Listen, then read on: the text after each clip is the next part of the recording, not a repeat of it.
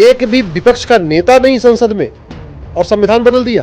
भारत की न्यायिक व्यवस्था आतंकवादियों के पक्ष में है, माओवादियों के पक्ष में है, नक्सलियों के पक्ष में है, जिहादियों के पक्ष में है, मिशनरियों के पक्ष में है, घुसपैठियों के पक्ष में है, भ्रष्टाचारियों के पक्ष में है, हवाला कारोबारियों के पक्ष में है।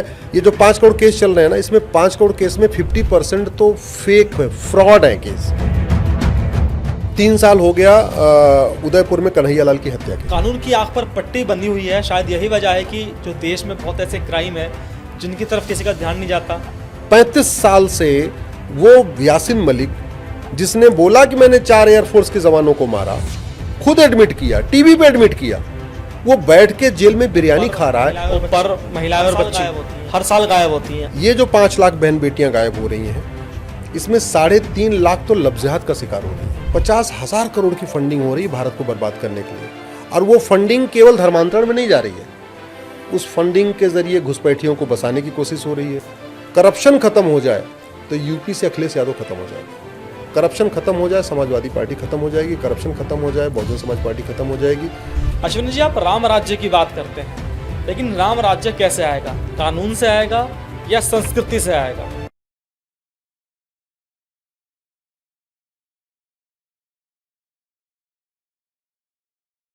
नमस्कार, अनकट विद अनुराग में आपका स्वागत है। दोस्तों, आज मेरे शो में मेरे साथ एक ऐसे खास मेहमान हैं जिन्होंने देश में कानून को चेंज करने के लिए बहुत सारी मुहिम छेड़ रखी हैं। आपको जानकर हैरानी होगी कि उन्होंने देश भर की जो अदालतें हैं उनमें 225 से ज़्यादा PIL डाल रखी हैं, जिसकी वजह से उनको PIL मैन भी कहा जाता है। जो उनके समर्थक हैं यानी कि दोस्त हैं, वो उनको जनहित का योद्धा कहते हैं, और जो उनके विरोधी हैं यानी कि दुश्मन, वो उनको पब्लिसिटी का वकील कहते हैं। अश्विनी उपाध्याय उस मेहमान का नाम है। उनका आपसे मैं परिचय कराता हूँ। अश्विनी जी, बहुत बहुत स्वागत है आपका मेरे शो में। बहुत और जो हमारे दर्शक हैं, दर्शकों को सबसे पहले मैं थोड़ा सा हाईलाइट बता दूँ ताकि वो हमारी जो वीडियो है उसको पूरी तरह से देखें। आप लोगों के लिए इस पूरे शो को देखना क्यों ज़रूरी है, सबसे पहले आप सुनिए। एक आंकड़ा मैं आपको बताता हूँ होम मिनिस्ट्री का। साल भर में 5 लाख से ज़्यादा महिलाएं और बच्चियां अलग अलग राज्यों से गायब हो रही हैं। सुनकर हैरानी होगी, 5 लाख का आंकड़ा बहुत बड़ा है। आप लोगों के घर में भी माँ, बहन और बेटियां होंगी। अगर एक भी महिला घर से गायब हो जाती है तो सोचिए हमारे दिलो दिमाग पर किस तरह की बेचैनी होती है और हमारे ऊपर क्या बीतती है। इसके अलावा 1500 से ज़्यादा लोग रोज़ाना कन्वर्ट हो रहे हैं, यानी कि हिंदू से उनको मुस्लिम बनाया जा रहा है। आंकड़ा गलत है। 1500 परिवार 1500 परिवार 10,000 लोग जी। 1500 परिवार का मतलब है यानी कि 10,000 लोग रोज़ाना कन्वर्ट हो रहे हैं, यानी कि उनको हिंदू से मुस्लिम बनाने का सिलसिला जारी है। इसके अलावा हमारे देश में जो अवैध लोग रहते हैं यानी कि घुसपैठी, उनकी संख्या 5 करोड़ से ज़्यादा है। आप सोचिए कि जिस देश में 5 करोड़ से ज़्यादा घुसपैठी रहते हों, वहाँ की सुरक्षा पर कितना बड़ा खतरा है। और ये आंकड़ा अश्विनी उपाध्याय ने बड़ी मेहनत करके जुटाया है।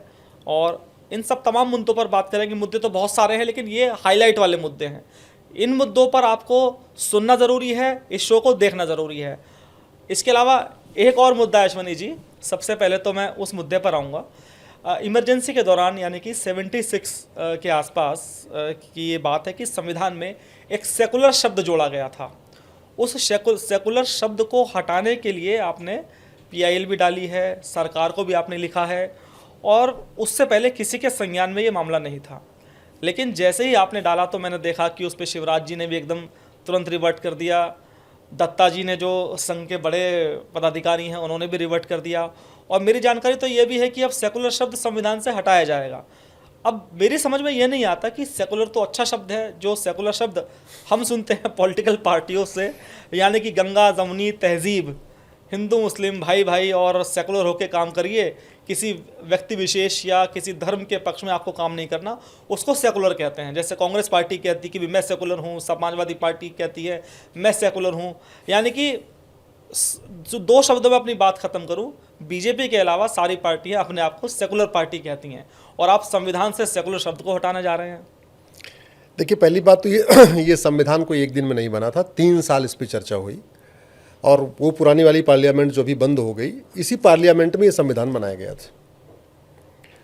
सबसे पहला ड्राफ्ट जो प्रीअम्बल का बना संविधान की प्रस्तावना का, वो कांग्रेस ने बनाया था, उसमें सेकुलर शब्द नहीं था। बाद में कांग्रेस ने एक सब कमेटी बनाई, पंडित नेहरू उस सब कमेटी के चेयरमैन थे। उस कमेटी ने जो ड्राफ्ट सौंपा प्रीअम्बल का, उसमें सेकुलर नहीं था। संविधान सभा की पहली बैठक में जिस प्रस्ताव पे पास पूरी दिन भर चर्चा हुई और उससे प्रस्ताव जो पास हुआ, उसमें कोई सेकुलर शब्द नहीं था। प्रोफेसर केटी शाह साहब ने प्रस्ताव पेश किया कि सेकुलर शब्द को आर्टिकल 1 में जोड़ा जाए। दिन भर चर्चा हुई, वो प्रस्ताव खारिज हो गया। फिर प्रोफेसर केटी साहब ने दोबारा एक बार प्रस्ताव पास किया कि आर्टिकल 18 में सेकुलर शब्द जोड़ा जाए। दिन भर चर्चा हुई, फिर खारिज हो गया। ऐसे अगर आप टोटल देखिए तो 12 दिन, पूरे दिन भर केवल एक विषय पे चर्चा हुई कि संविधान की प्रस्तावना क्या होगी। प्रस्तावना का मतलब एम्स एंड ऑब्जेक्ट्स क्या होगा। तो पहले पन्ने पे संविधान का एक एम्स एंड ऑब्जेक्ट्स लिखा हुआ है और बाकी का पूरा संविधान उसको अचीव करने के लिए। मैं इस संविधान की प्रस्तावना में जो बदलाव हुआ है इमरजेंसी के दौरान, उसके खिलाफ इसलिए हूँ। पहली बात तो प्रीअम्बल बेसिक स्ट्रक्चर है। जैसे ये बिल्डिंग मल्टी स्टोरी है ना, तो मल्टी स्टोरी मान लीजिए आपका third floor, fourth floor, fifth floor आपके पास है, तो आपके पास ये अधिकार है कि आप उसमें किचन को इधर से उधर कर दो, ऑफिस को इधर से उधर कर दो, बेडरूम कहीं बना लो, ये आपके पास अधिकार है। लेकिन इस बिल्डिंग की फाउंडेशन को बदलना आपके पास नहीं है पावर, कोई भी नहीं हो सकती। संविधान निर्माताओं ने कहा कि प्रीअम्बल में हम गोल सेट कर दे रहे हैं, equality, justice, liberty, fraternity, unity, national integration. इसको अचीव करने के लिए जो जो करना है वो सरकार करे, लेकिन इसको बेसिक स्ट्रक्चर को नहीं बदलेगा। गोलकनाथ केस में सुप्रीम कोर्ट की 11 जजों की बेंच ने कहा था कि प्रीअम्बल संविधान का बेसिक स्ट्रक्चर है, इसको कोई छेड़छाड़ नहीं की जाएगी। केशवानंद भारती केस में सुप्रीम कोर्ट की 13 जजों की बेंच ने कहा कि प्रीअम्बल एक गाइडिंग लाइट है, यहां से हमें रोशनी मिलती है, इसमें कोई छेड़छाड़ नहीं हो सकता, ये कह चुका है। संविधान बदलने के लिए पार्लियामेंट के पास पावर है, लेकिन वो कब? जब पार्लियामेंट चल रही हो। इमरजेंसी लगाना अपने आप में ही गलत है। इमरजेंसी 3 कंडीशन में लगती है। किसी दूसरे देश ने हमला कर दिया हो, भारत की सेना ने विद्रोह कर दिया हो, या कोई राष्ट्रीय आपदा आ गई हो, यानी पूरे देश में सुनामी आ गई हो, पूरे देश में बाढ़ आ गई हो, पूरे देश में आग लग, कुछ भी ऐसा राष्ट्रीय आपदा हो। 1975 में तीनों में से कोई एक भी केस नहीं था। न कोई राष्ट्रीय आपदा आई थी, न पाकिस्तान या चीन ने हमला किया था, न भारत की सेना ने विद्रोह किया था। इसके बावजूद वो इमरजेंसी लगाई गई, तो वो इमरजेंसी गलत है। जब इमरजेंसी गलत है तो इमरजेंसी के द्वारा किया गया कार्य ठीक कैसे हो सकता है? इमरजेंसी लगी 75 में, मार्च 76 में लोकसभा का टेन्योर पूरा हो गया। लोकसभा 5 साल की होती है। लोकसभा को मतलब लीगल भाषा में कहते हैं विल ऑफ द पीपल, क्योंकि उसके लिए डायरेक्ट लोग चुन के आते हैं, तो लोकसभा को विल ऑफ द पीपल कहते हैं। मार्च 76 में लोकसभा का टेन्योर पूरा हो गया और नवंबर 76 में वो 2 शब्द जोड़े गए संविधान के प्रीअम्बल में, सोशलिस्ट और सेकुलर, जिसपे 12 दिन चर्चा हो चुकी थी। संविधान सभा बार बार रिजेक्ट कर रही थी। सरदार पटेल उसका विरोध कर रहे थे, बाबा साहब अम्बेडकर उसका विरोध कर रहे थे, श्यामा प्रसाद मुखर्जी उसका विरोध कर रहे थे, और बाकी तो छोड़िए, इवन नेहरू जी के जो ड्राफ्ट था, उस नेहरू जी के ड्राफ्ट में सोशलिस्ट सेकुलर नहीं था। सवाल ये है, अब अगर ये कोई कहे कि नहीं 76 में डाल दिया तो क्या हुआ? पहली बात तो ये, क्या 76 में सोशलिस्ट सेकुलर डालने के बाद ही भारत सेकुलर बना है क्या? क्या नेहरू जी सेकुलर नहीं थे, वो कम्युनल थे क्या? क्या बाबा साहब अम्बेडकर कम्युनल थे क्या? मतलब संविधान सभा के जितने लोग, 300 लोग, क्या वो कम्युनल थे जो उनको समझ में नहीं आ रही थी? एक बार संविधान सभा में किसी बात पे चर्चा न हुई होती, नया लाते फिर भी समझ, जिस चीज पे 12 दिन चर्चा हो चुकी, फिर उस पर लाने का क्या मतलब था? संविधान निर्माताओं ने जो शंका जताई थी एकदम सही साबित हुई। संविधान निर्माताओं में जब इस पर बहस चल रही थी तो एक एच वी कामत साहब थे महाराष्ट्र के, और पंडित लोकनाथ मिश्रा थे उड़ीसा के। उन 2 लोगों ने कहा था कि ये जो सेकुलर है बहुत स्लिपरी फ्रेज है, इसका मिस इंटरप्रिटेशन होगा, ये भारत के लिए अच्छा ही नहीं है। ये उन देशों में के लिए ठीक है जहाँ जो क्रिश्चियन मेजॉरिटी कंट्री है, जहाँ चर्चेस पूरा शासन कर रहे थे, उनके लिए एक सेकुलर शब्द आया था। हमारा देश धर्म से चलने वाला देश है, हम लोग तो धर्म सापेक्ष हैं, हर चीज़ हम धर्म के आधार पे करते हैं। पिता अपना पिता का धर्म निभाता है, पत्नी पत्नी धर्म निभाती है, पुत्र पुत्र धर्म निभाता है, चिकित्सक अपना चिकित्सक का धर्म निभा, हम लोग हर चीज़ में धर्म के आधार पे चलने वाले। ये सेकुलर डालेंगे तो भारत की संस्कृति नष्ट हो जाएगी, ये पंडित लोकनाथ मिश्रा ने और एच वी कामत साहब ने 76 में कहा था, और वही हुआ है। जैसे 76 में ये डाला गया, उसके बाद कॉन्वेंट में पढ़े हुए जजेस इसका अलग अर्थ निकालने लग गए। विदेशी सुप्रीम कोर्ट के जज इसकी अलग व्याख्या करने लग गए। जो कैम्ब्रिज में पढ़ के आए वो अलग व्याख्या किए, जो ऑक्सफोर्ड में पढ़ के आए वो अलग व्याख्या किए। तो ये इतना स्लिपरी फ्रेज था कि इसका मिसयूज होना शुरू हुआ, और मिसयूज इतना ज़्यादा हुआ कि भारत में, हिंदुस्तान में हिंदू थर्ड क्लास सिटीजन हो गए। इस सेकुलर शब्द के कारण स्थिति ये हो गई कि जहाँ सबको इक्वल राइट होना चाहिए था, वहाँ उल्टा हो गया। यहाँ माइनॉरिटीज़ को अलग से विशेष दर्जा मिल गया, और जो मेजॉरिटी थे वो थर्ड क्लास हो गए। ये इसका दुष्परिणाम है। इसलिए मैं माननीय दत्ता जी को धन्यवाद देता हूँ जो उन्होंने पब्लिक प्लेटफॉर्म पे इसको कहा। शिवराज जी को धन्यवाद देता हूँ। मैं माननीय प्रधानमंत्री जी और गृह मंत्री जी से हाथ जोड़ के निवेदन करता हूँ, इससे बड़ा कोई कॉन्स्टिट्यूशनल फ्रॉड है ही नहीं है। कॉन्स्टिट्यूशनल फ्रॉड में क्यों कह रहा हूँ, इस प्रियम्बल पे जो डेट पड़ी है ना, वो 26 नवंबर 1949 की पड़ी है, 49 की डेट पड़ी है। और सेकुलर कब जोड़ा गया, 76 में। आप जरा सोचिए, 76 में सेकुलर जोड़ा जा रहा है और डेट तक नहीं बदली जा रही, बैक डेट में उसको डाल दिया गया। इससे बड़ा फ्रॉड क्या हो सकता है। लोकसभा है ही नहीं है और वोट दे दिया। एक भी विपक्ष का नेता नहीं संसद में, और संविधान बदल दिया। मीडिया का बिजली पानी का कनेक्शन कटा हुआ था। उस समय तो इलेक्ट्रॉनिक मीडिया में तो केवल दूरदर्शन था। जो प्रिंट मीडिया थी उसका बिजली पानी का कनेक्शन कटा हुआ था। आईटीओ के पास जो ऑफिसेज हैं, अब नाम में नहीं लेना चाहूंगा, वो बेचारे जनरेटर चला चला के अखबार छाप रहे थे। ये हालत कर रखी थी। सारे विपक्ष के नेता जेल में। और दूसरा, जैसे जीएसटी आया, तो जीएसटी क्या हुआ, 2/3 बहुमत से संसद ने पास किया। उसके बाद 50% विधानसभाओं ने उसको इंडोर्स किया। संविधान में जो महत्वपूर्ण चेंजेस होते हैं ना, उसके लिए 2/3 मेजॉरिटी चाहिए। प्रॉपर डिस्कशन हो, 2/3 मेजॉरिटी लोकसभा में हो, 2/3 राज्यसभा में हो, उसके बाद 50% विधानसभाओं से उसकी अप्रूवल हो। जैसे जीएसटी का हुआ, 50% विधानसभा ने अप्रूवल किया। प्रियम्बल वाले केस में संविधान का बेसिक स्ट्रक्चर बदल दिया। प्रियम्बल ही संविधान का बेसिक स्ट्रक्चर था। प्रियम्बल भारत इसकी कॉन्स्टिट्यूशन की फाउंडेशन है। उस फाउंडेशन को बदला जा रहा है, कोई चर्चा नहीं, कोई डिस्कशन नहीं। और सबसे बड़ी बात कि राज्य सरकारों से कोई आज तक इस पे मांगा ही नहीं गया कि भाई राज्य सरकार उससे सहमत थे कि नहीं थे। तरीका ये होता है, अगर आप संविधान में संशोधन करिए, खासतौर पर ऐसे इंपॉर्टेंट संशोधन, तो आप 6 महीने के अंदर 50%, मान लीजिए 20 विधानसभा चल रही, तो 10 विधानसभा से प्रस्ताव पास होना चाहिए आपके पक्ष में। इस पर तो कभी हुआ ही नहीं। इसलिए मैं कह रहा हूँ ये बहुत बड़ा फ्रॉड, पार्लियामेंट्री फ्रॉड है। ये सबसे बड़ा पार्लियामेंट्री फ्रॉड है। जो प्रियम्बल को बदला गया इमरजेंसी के दौरान, बैकडेट में बदला गया, बिना चर्चा के बदला गया, बिना राज्य सरकारों की अनुमति के बदला गया। इसलिए इस पे संसद में चर्चा होनी चाहिए, और अब इसको ख़त्म करके वापस जो ओरिजिनल प्रियम्बल था उसको रिस्टोर करना चाहिए। अच्छा अश्वनी जी, वैसे तो आपने बहुत सारी PIL डाल रखी हैं, लेकिन एक PIL के बारे में जब मैंने सुना तो मुझे फिल्म याद आती है, उस नाम भूल गया तो, लेकिन उसका डायलॉग याद है कि जब कोई व्यक्ति जाता है व्यक्ति अदालत में, तो डायलॉग माता कि तारीख पर तारीख, तारीख पर तारीख। वो सनी देओल ने बोला था। सनी देओल ने बोला था। और लेकिन न्याय नहीं मिलता। तो हमारी फिल्मों में भी जो हमारी न्याय व्यवस्था है उसकी किस तरह से धज्जियाँ उड़ाई जाती हैं।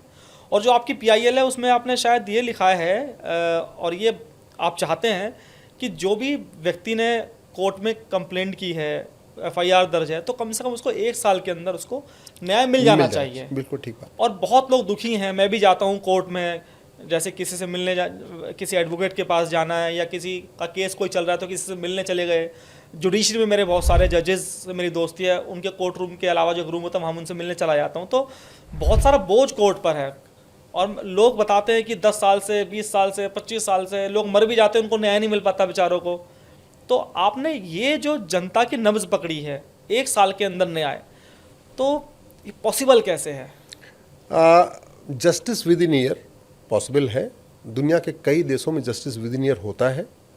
हमारे देश में जस्टिस विद इन ईयर था। मैं आपको 2 राजाओं का नाम बताता हूँ, छत्रपति शिवाजी महाराज, रानी अहिल्याबाई होलकर। उनके यहाँ जो जस्टिस सिस्टम था उसकी कैटेगरी क्या थी, जस्टिस विद इन आवर। आप फरियाद लेके आएंगे 1 घंटे के अंदर फैसला हो जाएगा। अच्छा।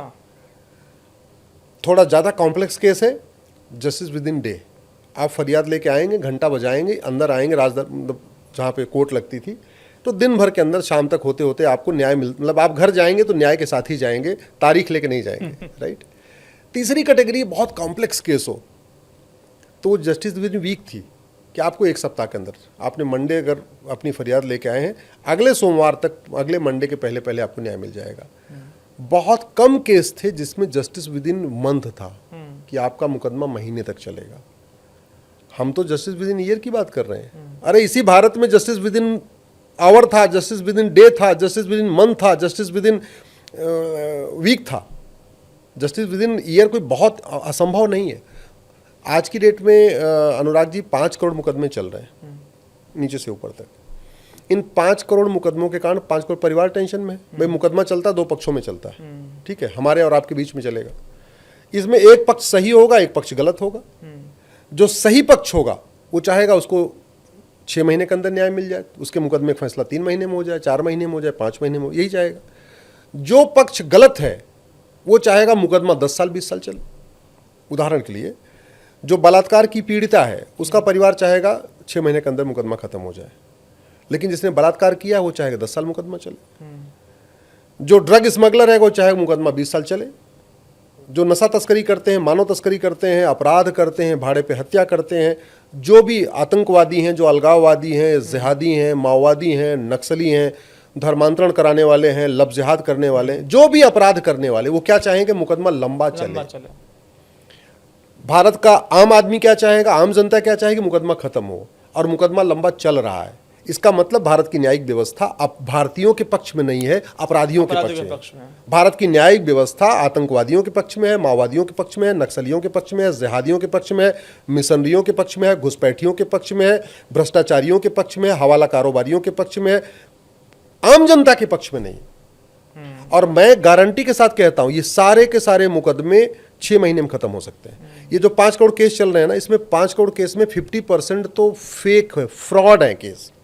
उदाहरण के लिए 3 साल हो गया उदयपुर में कन्हैयालाल की हत्या के, ठीक है। कन्हैयालाल की हत्या जिसने किया उसने खुद ही वीडियो बनाया, आप लोगों ने मीडिया में चलाया था, खुद ही एडमिट कर रहा है। जब व्यक्ति खुद ही एडमिट कर रहा है, खुद ही वीडियो बना रहा है, मारने, कन्हैयालाल का परिवार कह रहा है कि इन दोनों ने मारा, जिन दोनों ने मारा वो कह रहे हैं मैंने मारा, फिर इसमें गवाह किस लिए चाहिए भैया? किस लिए गवाह चाहिए? किस लिए तारीख पे तारीख? अरे चंद्रमा पे पहुंच गए, मंगल पे पहुंच गए, अग्नियान, सूर्ययान, मंगलयान बना लिया, आदित्ययान बना लिया, एक narco polygraph brain mapping test नहीं कर सकते क्या? भाई 2 काम करना है।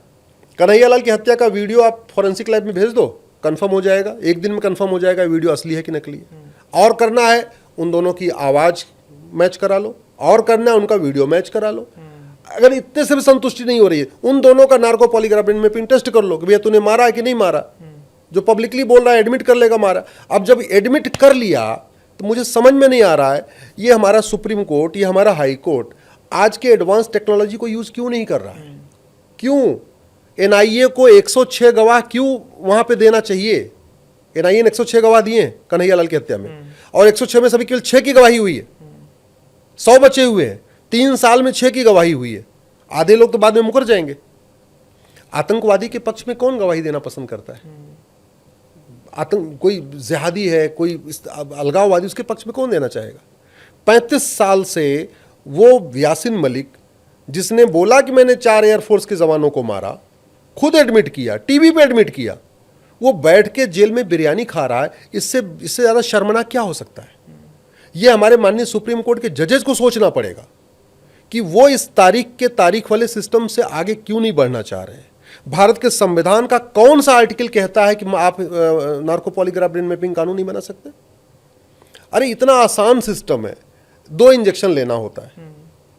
जब इतनी हम एयर पोल्यूशन से हम बर्दाश्त कर रहे हैं, वाटर पोल्यूशन बर्दाश्त कर रहे हैं, नॉइज पोल्यूशन बर्दाश्त कर रहे हैं, नकली घी खा रहे हैं, नकली सब्जी खा रहे हैं, नकली फल खा रहे हैं, तो किसी अपराधी को 2 इंजेक्शन लग जाएगा तो उसका ह्यूमन राइट कैसे वायलेट हो जाएगा? समझ में नहीं आ रहा है। और मानवाधिकार मानव का होता है, दानव का नहीं होता। दिक्कत ये हो रही है कि हमारे माननीय सुप्रीम कोर्ट के जजेस मानवाधिकार के नाम पे वो उन कहते हैं दानवों के मानवाधिकार की चिंता कर रहे हैं। मानवाधिकार मानव का होता है, दानव का नहीं होता। जो आतंकवादी है, जो जिहादी है, जो हत्यारा है, जो बलात्कारी है, जो जासूस है, जो गद्दारी करता है, उसका मानवाधिकार किस बात का? अरे उसका टेस्ट करो, टेस्ट करके आगे भेज दो। जौनपुर जिले में एक केस चल रहा है 1985 से, 10 बीघे जमीन का मुकदमा। एक आदमी कह रहा है जी उन्होंने हमको वसीयत किया, दूसरा कह रहा है हमको वसीयत किया। स्वाभाविक सी बात है, वसीयत तो किसी एक को ही होगी। अगर उन दोनों पक्षों का जो क्लेम कर रहे हैं हमको वसीयत किया, अगर narco polygraph brain mapping test कर लेते तो एक महीने के अंदर मुकदमा खत्म हो जाता।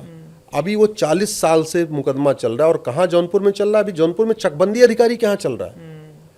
अभी चकबंदी अधिकारी डिसाइड कर देंगे तो एसओसी कहाँ जाएगा, एसओसी डिसाइड कर देंगे तो फिर वो डीडीसी कहाँ जाएगा, डीडीसी डिसाइड करेंगे तो चकबंदी कमिश्नर के यहाँ लखनऊ में जाएगा, चकबंदी कमिश्नर डिसाइड कर देंगे तो फिर हाई कोर्ट जाएगा, हाई कोर्ट से डिसाइड हो जाएगा फिर सुप्रीम कोर्ट आएगा। सेकंड जनरेशन मुकदमा लड़ रही है, थर्ड जनरेशन मुकदमा लड़ रही है।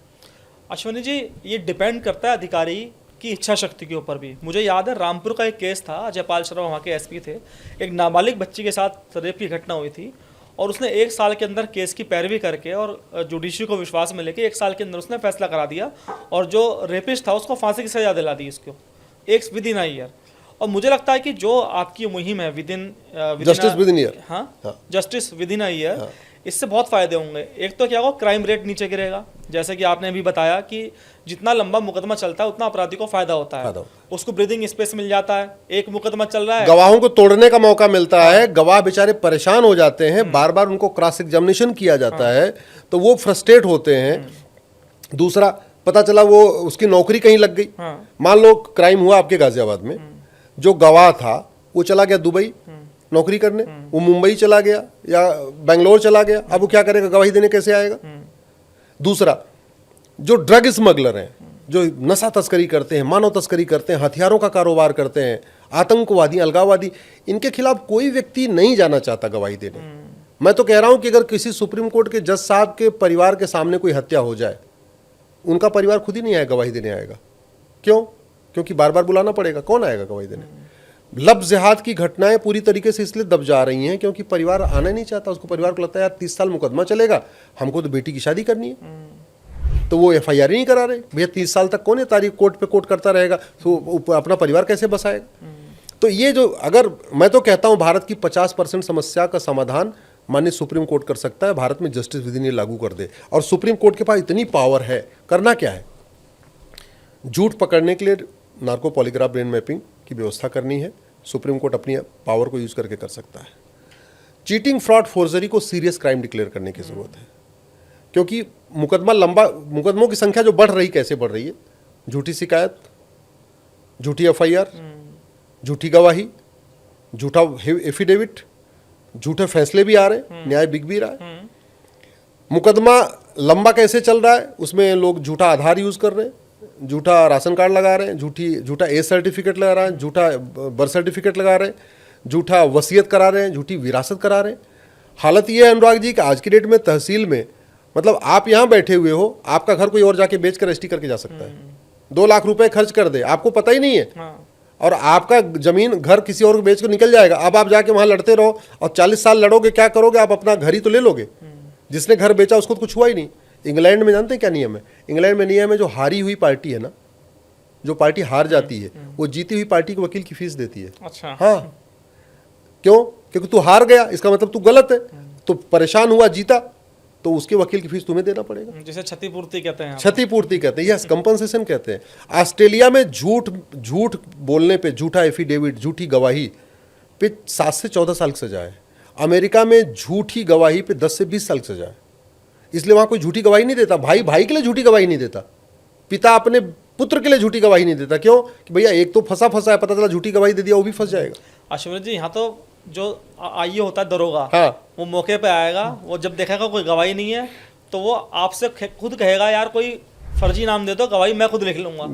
हाँ। तो यहाँ जो कानून के रक्षक है वही फर्जी गवाह पैदा कर देते हैं। मैं एक सीधे सीधे कहता हूँ, भारत की कोई भी समस्या अनुराग जी लाइलाज नहीं है। भारत की कोई भी समस्या वर्ल्ड विश्वव्यापी नहीं है। हम सिंगापुर से बहुत आगे जा सकते हैं, हम जापान से बहुत आगे जा सकते हैं, दुबई तो पूछो नहीं, कुछ नहीं हमारे सामने। बस केवल भारत का जुडिशियल सिस्टम अच्छा हो जाए। भय बिन होय न प्रीत, ये भगवान श्री राम ने कहा था। सठे साठ्यम समाचरित, भगवान कृष्ण ने कहा था। लोहा लोहे को काटता है, ये हमारे दादा परदादा कहते थे। ये केवल जुडिशियल सिस्टम ठीक हो जाए, कानून का खौफ पैदा हो जाए। उदाहरण के लिए आप जरा सोचिए, कोविड आया था ना 3 साल पहले, उस पूरे कोविड में देखिए कोई क्राइम नहीं था। क्यों? चोरी करने वाले को लगा था यार कोई सामान चोरी करूंगा तो मुझे कोरोना आ जाएगा तो मर जाऊंगा, राइट। जो झपटमारी करते हैं, चेन स्नेचिंग करते हैं, मोबाइल स्नेचिंग, उनके मन में क्या खौफ था, यार मैं किसी का सामान छीनूंगा, कोरोना आ जाएगा तो मर जाऊंगा। सबके मन में खौफ था। इवन कोविड के समय में बलात्कार नहीं हो रहे थे। क्यों? क्योंकि मन में खौफ था, किसी बेटी को हाथ लगाऊंगा, क्या पता उसको कोरोना हो, मुझे भी आ जाएगा, मैं मर जाऊंगा। मैं भारत में कानून का ऐसा ही खौफ पैदा करना चाहता हूं, जहां 99.99% जो आराम से रहना चाहते हैं वो आराम से रहें, और जो 1% अपराधी हैं जो गड़बड़ी करते हैं, उनके मन में ऐसा खौफ है कि मैं चोरी करूंगा, झपटमारी करूंगा, हत्या करूंगा, बलात्कार करूंगा, ड्रग स्मगलिंग करूंगा, कुछ भी करूंगा तो मैं 6 महीने के अंदर निपटा दिया जाऊंगा। ये खौफ पैदा हो जाए, भारत में रामराज्य आ जाएगा। अश्वनी जी, जो आप कानून चेंज करने की बात कर रहे हैं, जो जुडिशल सिस्टम है, हालांकि मैं ये नहीं कहूँगा कि भाई जो पंचायत का सिस्टम बहुत अच्छा था। पंचायत जो गांव देहातों में लगती हैं, आज भी लगती हैं और पहले भी लगती थी, वो भी 1-2 घंटे में फैसला दे देती थी। हालांकि वो जस्टिफाइड नहीं हो पाता था कि वो फैसला गलत है सही है। तो जो हमारी सुप्रीम कोर्ट है, तो उनको पंचायतों से भी कहीं ना कहीं सबक लेना चाहिए भी। जो गांव देहात की पंचायतें होती हैं वो भी कम से कम जस्टिस विद इन आवर दे देती हैं, हाँ, विद इन 2 आवर दे देती हैं, विद इन डे हो जाता था। विद इन डे हो जाता है। 5 लोग बैठे, सुबह से बैठे, 10-11 बजे खा पी के बैठे और शाम को जो है मतलब सूर्यास्त से पहले पहले निपटा दिए। फैक्ट है, इसको यूज करना चाहिए। पार्लियामेंट ने कानून भी बनाया हुआ है, लेकिन इफेक्टिवली लागू नहीं हो रहा है। मीडिएशन का कानून है अपने पास, ग्राम न्यायालय के कॉन्सेप्ट का कानून भी है, लेकिन वो इफेक्टिवली इम्प्लीमेंट नहीं हो पा रहा है। देखिए, सबसे बड़ी बात ये कि अपराध तब रुकेगा जब अपराधी के मन में खौफ हो कि मुझे सजा मिल जाएगी। अभी क्या हो रहा है कि जो एक दबंग है वो गरीब की ज़मीन पे कब्जा कर लेता है। क्यों? क्योंकि पता है कि 40 साल 50 साल इसकी ज़मीन पे कब्जा करके रखूंगा, बहुत करेंगे तो ये ज़मीन हमें छोड़ना पड़ेगा। नहीं, 40 साल तो यूज़ कर लिया ना, 40 साल यूज़ कर लिया ना, कोई फ़र्क, लेकिन उसको कुछ पेनाल्टी नहीं लगनी है ना।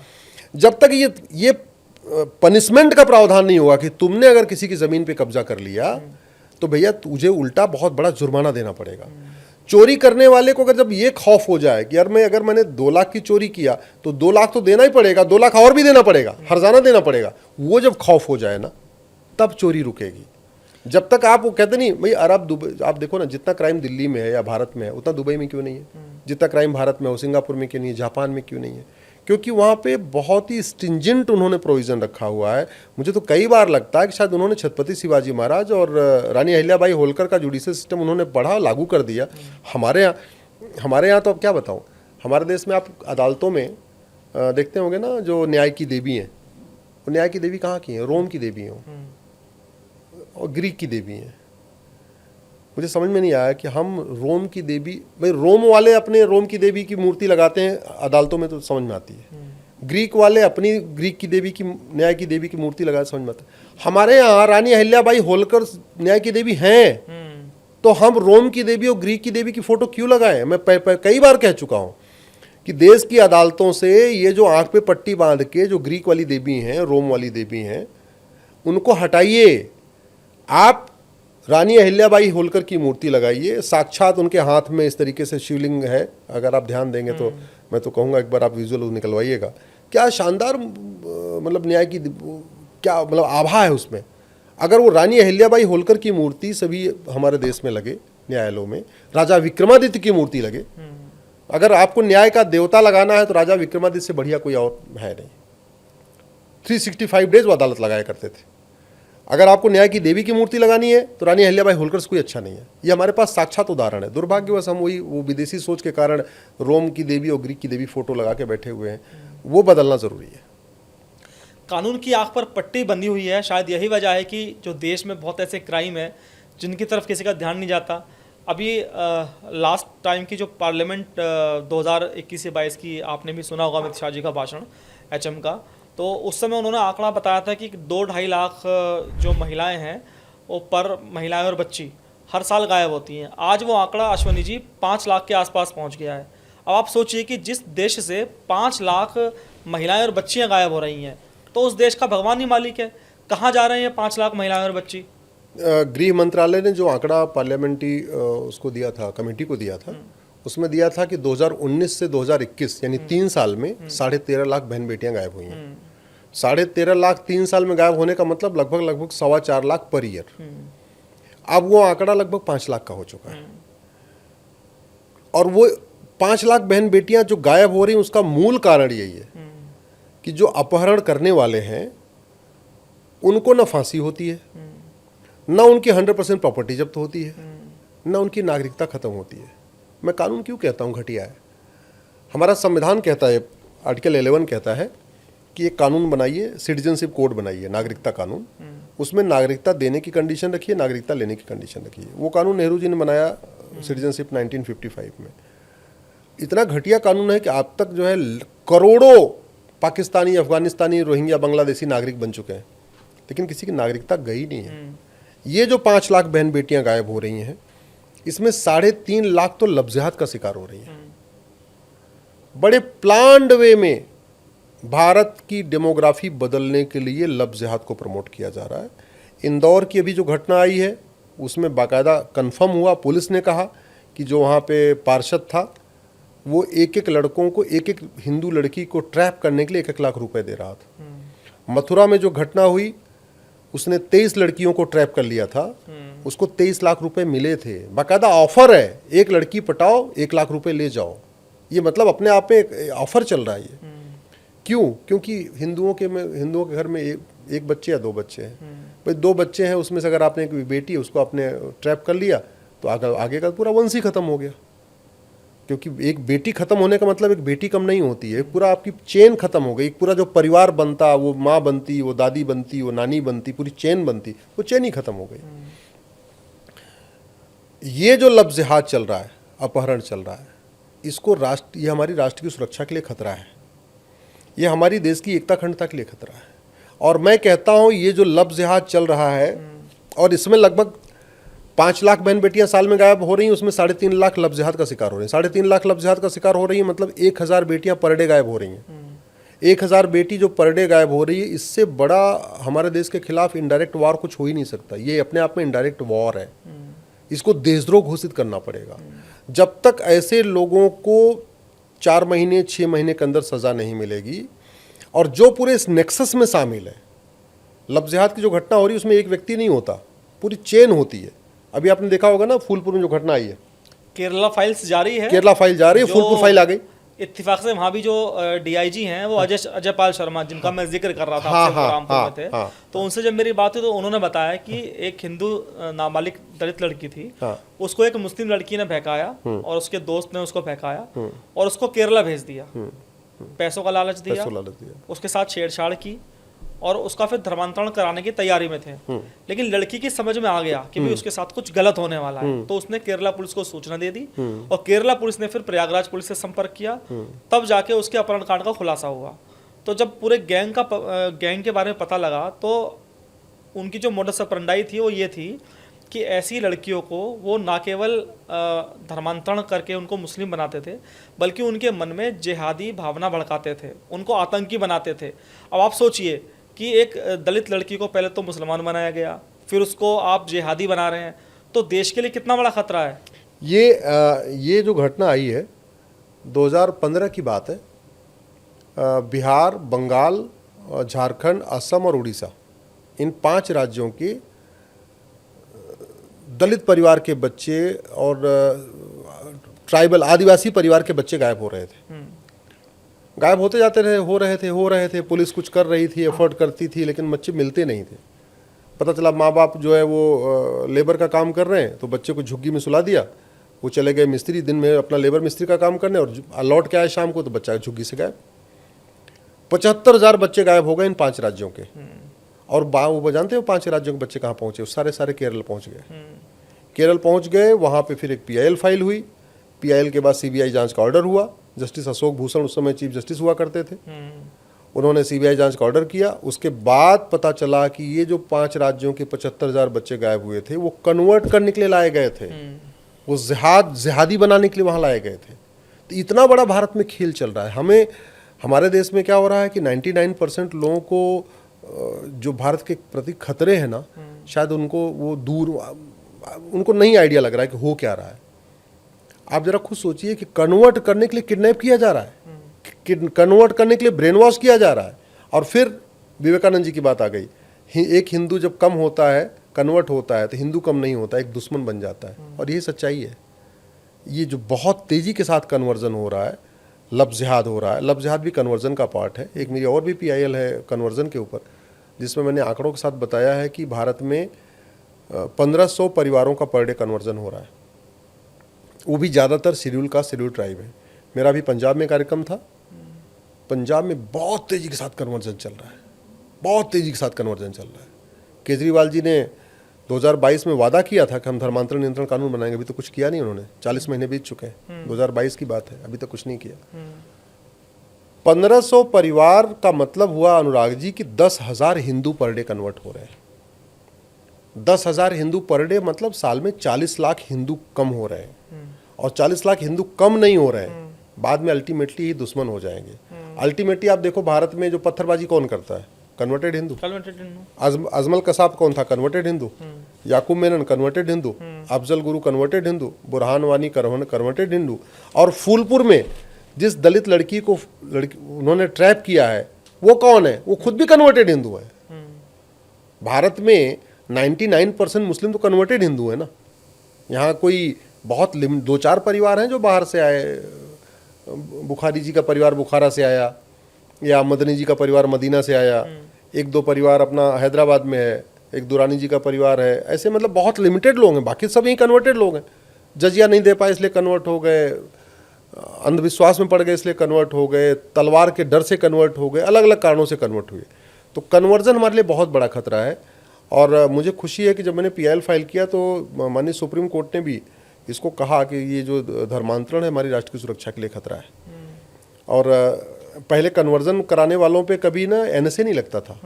जैसे जो राष्ट्र की सुरक्षा के लिए खतरा है, इससे निपटने के लिए कानून है, उसका नाम है NSA, रासुका, लेकिन उसको यूज नहीं किया जाता था।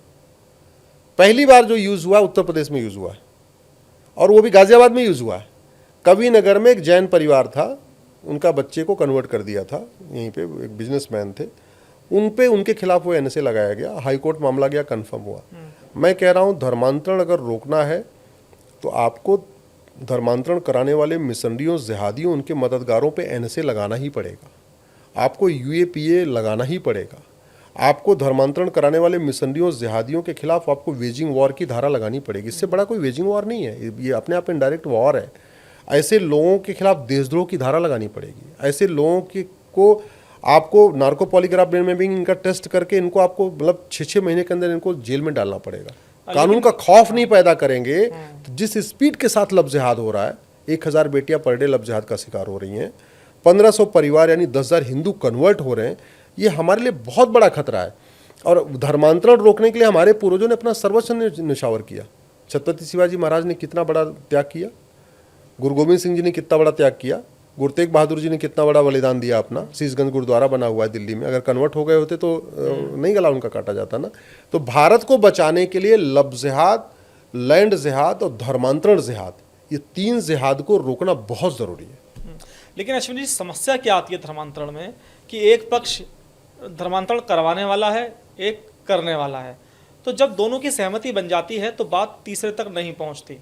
तो ये सबसे बड़ी समस्या है। एक आध मामलों में मान लीजिए कोई लड़की है, उसको अंदर से भाई उसकी अंतरात्मा जाग गई कि उसके साथ गलत हो रहा है, उसका किडनैप हो रहा है, उसने पुलिस को सूचना दे दी तो कार्रवाई हो गई। लेकिन इसके लिए तो एक बहुत बड़ा जागरूकता अभियान चलाना पड़ेगा ना। जितनी भी दलित बस्तियां हैं या जितने भी ट्राइबल्स लोग हैं उनको समझाना पड़ेगा, उनसे बातचीत करनी पड़ेगी, क्योंकि वो गैंग तो सक्रिय है जो धर्मांतरण माइंड वॉश करके करा रहा है या गर्दन पे तलवार रख के करा रहा है। लेकिन एक जो दूसरा हमारा, मैं उसको गैंग का नाम नहीं लूँगा, मैं उसको कहूँगा जो बुद्धिजीवी लोग हैं जो धर्मांतरण के खिलाफ अभियान चलाते हैं, जैसे आपने अभियान छेड़ रखा है, लेकिन अकेले हैं आप। इस मशाल के लिए तो हज़ारों लाखों लोग चाहिए ना, तो ऐसे लाखों लोगों की कमी तो है। अनुराग जी, हमारे जैसे कोई भी धार्मिक कार्यक्रम होता है तो उसमें हम कहते हैं धर्म की जय हो, अधर्म का नाश हो, प्राणियों में सद्भावना हो, विश्व का कल्याण हो। धर्म की जय करने से अधर्म का नाश नहीं होता, अधर्म का नाश करने से धर्म की जय होती है। हमारे जितने अवतार हुए वो धर्म की जय करने के लिए नहीं हुए, वो अधर्म का नाश करने के लिए हुए। कृष्णा अवतार भगवत गीता पढ़ने के लिए नहीं हुआ था, गीता सुनाने के लिए नहीं हुआ था। गीता तो सुना दी, अलग बात है, हुआ किस लिए था? अधर्म का नाश करने के लिए। भगवान श्री राम का अवतार हुआ अधर्म का नाश करने के लिए। अधर्म का, अब आज की अगर व्यवस्था में देखें तो समाज धर्म की जय कर सकता है, समाज जागृति फैला सकता है, समाज सबको बता सकता है, लेकिन अधर्म का नाश, धर्मांतरण अपने आप में अधर्म है। झूठ बोल के, काला जादू दिखा के, अंधविश्वास फैला के और इस तरीके से चंगाई सभा लगा के, बीमारी का लालच दे, बीमारी ठीक करने की लालच दे के, स्कूल में एडमिशन का लालच दे के, कुछ पैसे का लालच दे के, ये जो कराया जा रहा है ये अपने आप में अधर्म है। बहुत बड़ी फंडिंग हो रही है, लगभग 50,000 करोड़ की फंडिंग हो रही है। मेरी PIL चल रही है, फंडिंग के खिलाफ चल रही है, इस पर भी चल रही है। 50,000 करोड़ की फंडिंग हो रही है भारत को बर्बाद करने के लिए।